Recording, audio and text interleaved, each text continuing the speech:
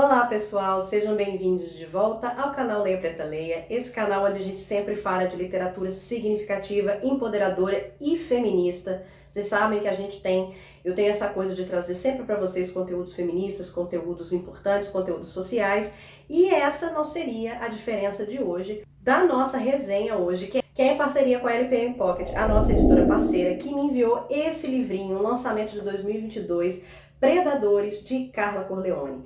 Carla Corleone é uma autora brasileira de Porto Alegre, no Rio Grande do Sul, e ela escreve alguns livros com uma conotação muito feminista. O primeiro livro que ela publicou foi uma coleção de crônicas chamada O Homem Infelizmente Tem que Acabar, que eu acho que tem um nome sensacional e super engraçado. É de 2019 e eu tô muito querendo ler. E o romance dela do ano passado, de 2021, que é Porque Era Ela, Porque Era Eu. E esse livro ganhou o Prêmio Jacarandá de Literatura.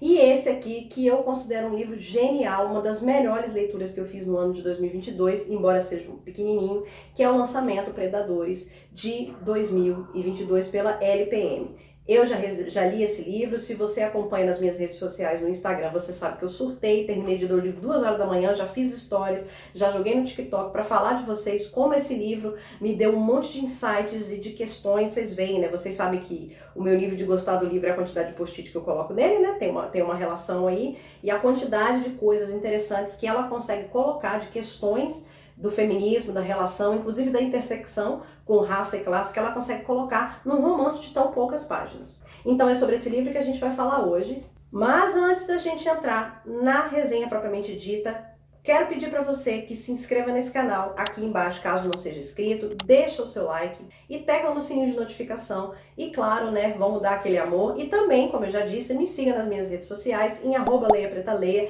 em todas as redes, Instagram, TikTok, Twitter e Cu. As redes estão todas linkadas aqui na descrição e eu espero que vocês vão lá me seguir, porque lá eu faço muitos mais conteúdos do que aqui no YouTube. E sem mais delongas, vamos ao vídeo, puxa a vinheta.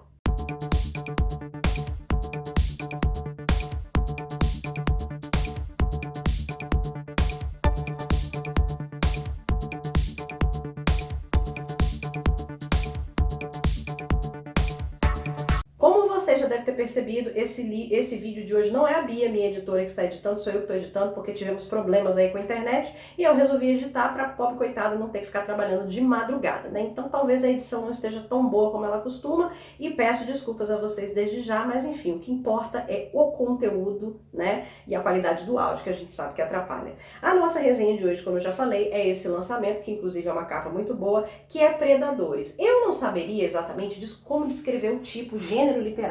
Eu diria que é um romance de literatura ficcional, não ficcional. A Clara Corleone, ela escreve sobre ela e também não é sobre ela. A personagem principal, a protagonista de Predadores, é Clara Corleone, é ela mesma, entendeu? É o alter ego da autora, que ela mistura passagens de coisas que estão realmente acontecendo na vida dela, como o fato de que ela ganhou o prêmio Jacarandá, a vivência dela ali com uma vida ficcional. Então eu não sei exatamente como eu descreveria esse romance, se é uma literatura ficcional, se não é, porque ela mistura realmente questões da vida dela, da convivência dela lá em Porto Alegre, etc. E o que é ficcionalizado principalmente nesse livro?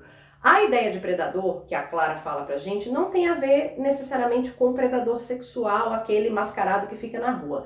Ela talvez defende, direta e indiretamente, que o instinto do predador sexual, do misógino, do machista, ele tá na maioria dos homens, só que existem diferentes níveis. Ela conta uma história sobre Clara, que está vivendo a sua vida ali com 35 anos, com as suas amigas Jaque e Melissa. Jaque é uma mulher negra, Melissa é uma mulher branca, a Clara também é uma mulher branca, e aí ela se coloca nessa posição de privilégio, de uma mulher que já tem que é privilegiada. Elas todas são mulheres que vivem liberdades sexuais, que vivem relacionamentos com vários homens, mas são mulheres heterossexuais, aparentemente, e elas saem para beber, cada uma tem sua carreira, algumas estão passando por processos de ascender na carreira. Ela, por exemplo, é escritora, então ela é a mais ferrada economicamente das amigas. E elas se encontram num chamado Bar Esperança, que é um bar muito famoso lá da cidade de Porto Alegre, para beber e contar suas vidas. E essa vivência que elas têm está sendo atrapalhada pela existência desse predador, que é o chamado maníaco do ácido. É um cara que ele até então atacou 3 ou 4 mulheres, ele anda de bicicleta pelos parques de Porto Alegre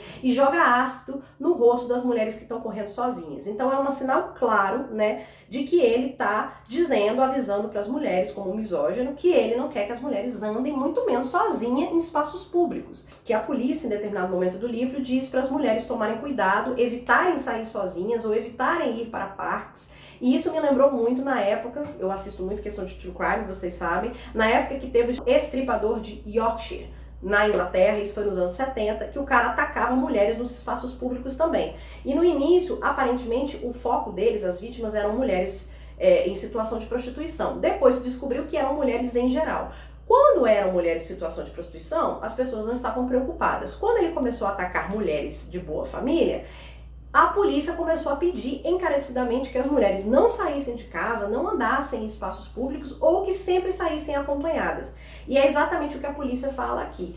O predador, esse maníaco do ácido, ele apesar de só ter atacado 3 ou 4 mulheres, né, mas não é muita coisa se você for analisar todas as mulheres da cidade de Porto Alegre, assim como o estripador de Yorkshire também. Mas aí já é quase como se fosse um pacto da masculinidade para dizer, olha aí, tem um maníaco solto e por isso vocês mulheres não devem sair de casa, vocês não devem sair desacompanhadas, vocês não devem frequentar espaço público, vocês não devem praticar política, que é justamente estar com o seu corpo no espaço público, interagindo com outras pessoas, né? Espaço público é o espaço de interação. E as famílias das meninas estão muito preocupadas, das moças, né, que elas já são mulheres, justamente por causa disso, porque ele ataca mulheres jovens que estão correndo sozinhas e tal. E essa questão do maníaco, ela meio que permeia todo o diálogo do livro, de que todas elas, as três, a Clara, a Jaque e a Melissa, convivem sem querer com predadores dentro de suas vidas, né? A Clara vai viver um relacionamento abusivo, um romance que começa aparecendo um romance de filme, mas depois ela descobre que o cara é um ciumento, um controlador e um agressor. A Jaque vai viver relacionamento com vários homens e ela é a mulher mais liberal das três, né? Mais libertada, digamos assim, uma mulher negra empoderada, e ela acaba sendo vítima de porno revenge, de vingança de pornografia, que um dos caras joga uma cena dela fazendo sexo com ele, que ele gravou escondido, joga na internet para viver esse linchamento, né? E a Melissa, a delas, que é mais quietinha, que é a mais recatada, mais reservada, ela é justamente vítima de uma violência sexual mediada por Boa Noite Cinderela. E esses casos acontecem com as três amigas porque acontecem entre a gente mesmo.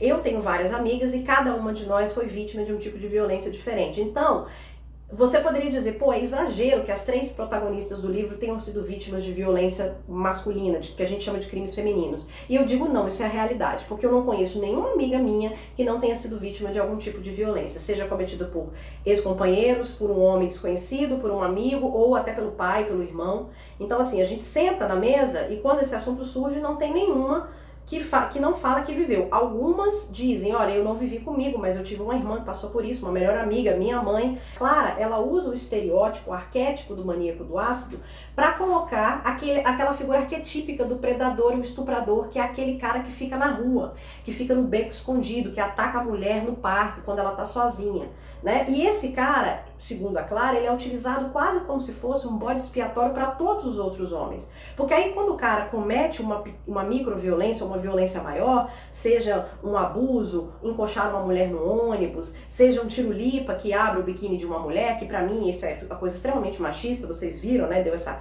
confusão aí na farofa da GK. Todo homem que comete o que no ponto de vista deles é uma microviolência, eles se sentem redimidos pela existência desse predador, porque afinal de contas, olha lá, existe um cara que tá atacando mulheres de boa família, mulheres legais que estão correndo no parque, tá jogando ácido nelas, ou seja, o maníaco do parque que tá estuprando meninas de família, ou o estripador de Yorkshire que tá estuprando moças de família e deixando elas mortas, sabe? Então eu não sou um predador, esse cara que é isso, porque o que a Clara leva pra gente? Aquela estatística, toda mulher que uma mulher conhece já foi vítima ou conhece alguém que foi vítima de violência física ou sexual cometida por um homem. Mas nenhum homem conhece um cara que é um estuprador, que é um violentador, que bateu na mulher. E se conhece, ele passa pano, ele diz que o cara estava num momento estranho, ou que aquilo foi consensual, que ele estava muito bêbado. Todas essas desculpas a Clara coloca nos seus amigos, seus personagens no livro,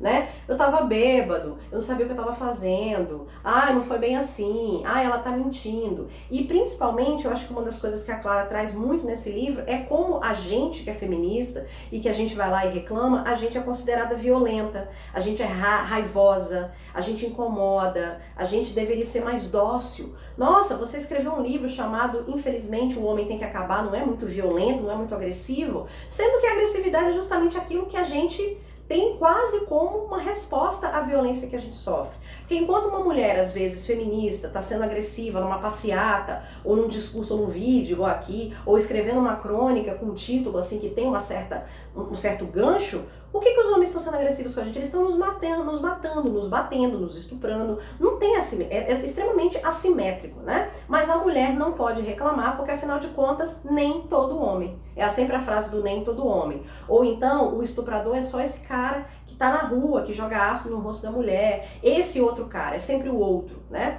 Então ela usa muito essa figura do misógino outro, que é o cara que não reconhece nele mesmo a misoginia, ele acha que o que ele está fazendo é normal, que ele tem direito, ou que é só uma brincadeira, no caso do tiro-lipa. Eu tô falando, gente, abrir os biquínis das meninas também é um tipo de microviolência. Né? Você está mostrando para a mulher o quê? Que ela não tem poder sobre o próprio corpo. Que na hora que ela tá ali numa brincadeira, todo mundo se divertindo, o cara pode ir lá meter a mão e tirar o biquíni. E ela tem que levar na brincadeira. Ela tem que rir, porque afinal de contas é só uma brincadeira, aquela invasão do seu corpo, né? A Clara traz muito essa ideia de que o corpo da mulher é público, por isso que você vê a capa com essa mulher, com esse monte de homem, com essas mãos. O que mais me tirou do sério nesse livro, na finalização, foi perceber que a gente não tem poder nenhum na estrutura patriarcal, porque elas são 3 mulheres empoderadas, eu me considero uma mulher empoderada, a gente sabe os nossos direitos, a gente defende as nossas pautas, a gente vigia todas essas violências, a gente defende as nossas irmãs, a gente pratica sororidade, mas isso realmente nos protege de ser vítima de violência? Dentro de um relacionamento? De um cara que a gente conheceu? De um maníaco na rua? Isso realmente nos protege de receber assédio no trabalho, que foi o caso da amiga dela? De ser assediada no negócio? De um cara resolver tirar o membro dele pra fora no ônibus e te mostrar? O empoderamento feminino, ele nos protege? E aí a Clara vai dizer que não. Porque enquanto a mulher está tentando se empoderar, o homem não está sendo educado e não está se desempoderando do seu direito de estuprar, de bater. Mas o homem não está sendo educado para não bater, para não estuprar. Então não adianta nada a gente se empoderar, a gente reclamar, a gente criar leis, se isso não nos protege. A legislação não nos protege. O que me fez pensar muito nesse estatuto do nasciturno, que é considerado o estatuto do estuprador, né, que dá direito de paternidade de um cara que estupra uma mulher e ela fica grávida, é isso, cara. A gente se empodera, a gente briga, mas pode vir uma lei que diz que eu não posso abortar uma criança com anencefalia. Eu tenho que levar essa gravidez até o final. Então, assim, que poder que a gente tem? Então, Predadores, ele, de uma forma muito delicada e às vezes muito crua, ele me deu todas essas mensagens. E aí, no final, ela vai colocar umas mensagens justamente nisso. Como é que a gente continua? Ela pergunta, e aí eu quero perguntar a você, para a mulher que está me assistindo, como que a gente encontra forças para continuar? E eu tenho percebido que a maioria das mulheres dos 50 anos para baixo estão extremamente adoecidas. A gente está adoecida, a gente está desesperada. Ontem mesmo, eu sentada numa mesa com 2 amigas, de repente, do nada o assunto virou, a gente primeiro brincando, né? Eu não gosto de homem hétero, eu namoro homem hétero, mas eu não gosto de homem hétero. Aquela brincadeira, mas daquilo ali, depois o assunto foi caindo numa questão de todas as situações que a gente está vivendo de adoecimento, que aí foi justamente a questão que eu mesma levantei. Amigas, vocês se sentem realmente que vocês têm poder? Vocês se sentem protegidas? Vocês acham realmente que tudo isso aqui que a gente está discutindo, o fato da gente ter saído de casa, ter ido para uma faculdade, ter feito um doutorado, como o meu caso, ter se colocado lá na frente, da gente já ser meio brigona, isso nos protege de ser vítima de violência? E não protege. E acho que é isso que a Clara questiona no final do livro. Como continuar? E é a questão que eu deixo para vocês. Ele é um livro que ele me fez rir muitas vezes, me fez ficar com raiva e me fez chorar, quase chorar, né, porque eu não sou muito de chorar. Algumas vezes eu até fiz um vídeo agradecendo a autora, escrevi mensagens para ela, falei com ela que eu tô louca para ler os próximos livros dela, inclusive vou procurar para comprar, tanto de crônicas quanto o romance, né? e acho que ela tem uma escrita muito fluida, muito verdadeira e também genial essa questão de que ela é a protagonista da sua própria história, mesmo que em determinados momentos a gente não sabe se é verdade ou se é fictício, né?